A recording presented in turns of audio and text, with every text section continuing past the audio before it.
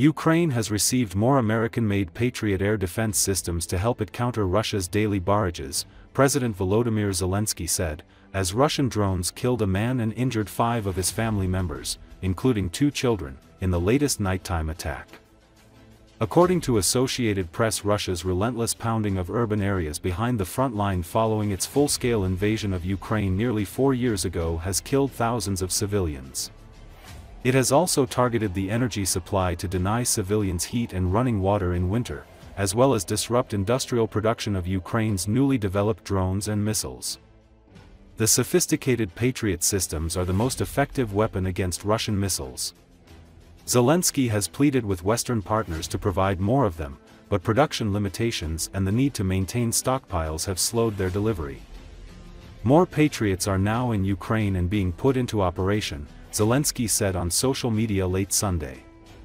Of course, more systems are needed to protect key infrastructure sites and our cities across the entire territory of our state.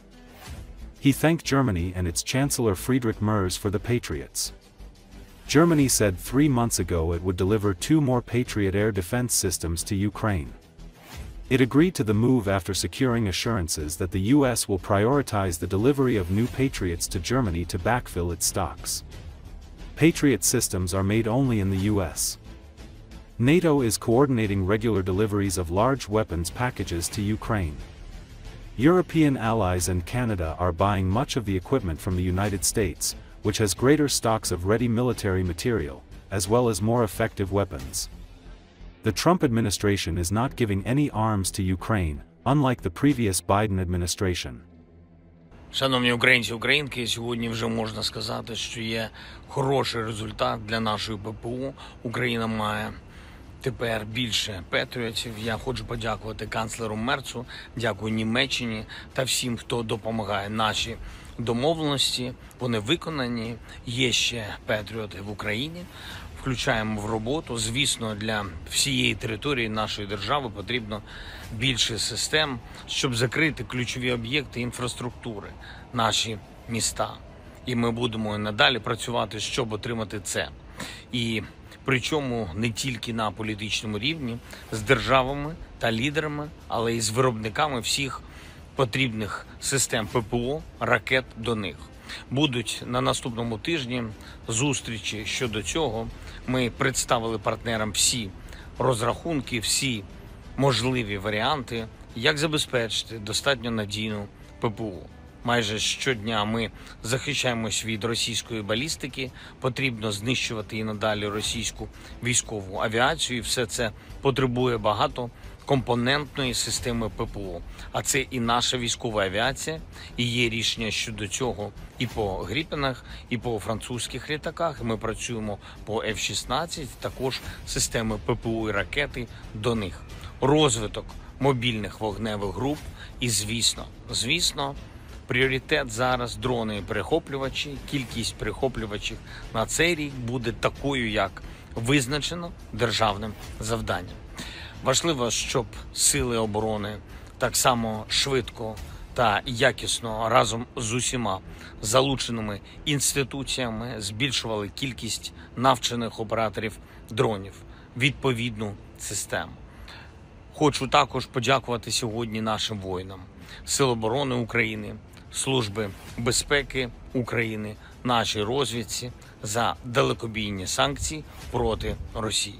Географія санкцій збільшується. Втрати російської воєнної машини також збільшуються.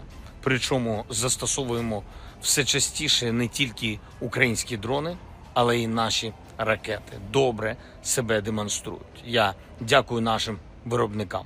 Фронт. Були сьогодні доповіді військових. Передусім увага Покровському напрямку. Є результати у знищенні окупанта. Особливо відзначу підрозділи 79-ї окремої десантно-штурмової бригади. Також хочу подякувати воїнам Сил спеціальних операцій, спецпризначенцям Військової служби правопорядку, Національної поліції, СБУ та розвідки за ефективні, активні дії як в районах Покровська, так і в районах Куп'янська. Дякую за якісну бойову роботу на Донеччині воїнам 1-го окремого штурмового полку. За вогневу підтримку в районах Покровська дякую 55-й окремій артилерійській бригаді. Також за бої в Куп'янську та поруч із містом дякую підрозділам 127-ї окремої важкої механізованої бригади. Молодці воїни. 93-я окрема механізована Костянтинівський напрямок. Дякую, хлопці. І ще Оріхівський напрямок. 65-та окрема механізована бригада. Дякую вам. Слава всім, хто б'ється заради України, всім, хто допомагає нам, всім, хто забезпечує Україні необхідні результати.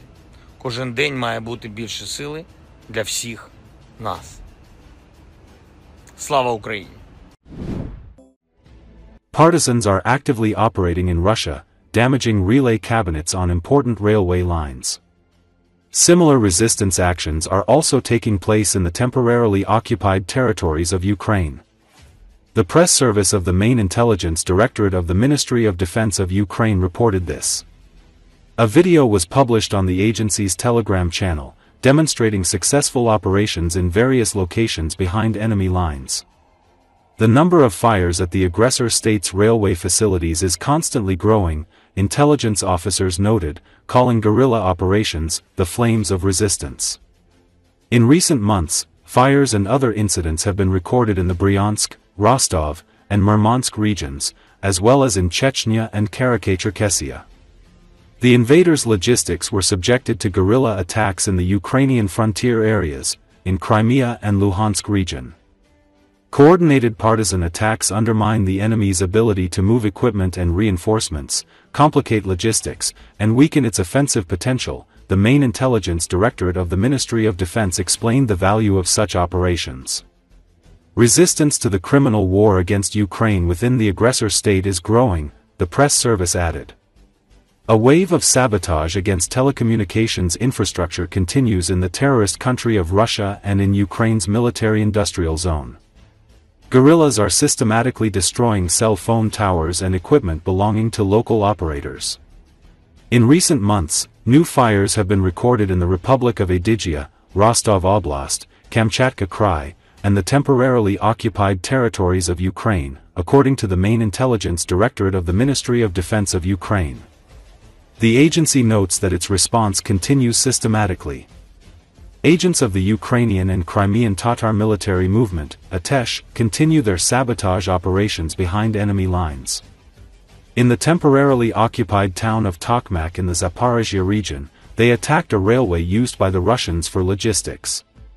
Following the successful sabotage, the Russians encountered difficulties transporting personnel, equipment, and ammunition to the Zaporizhia area. A similar situation occurred near the temporarily occupied city of Berdyansk. An explosion on the tracks derailed a locomotive, 10 train cars, and a cover platform.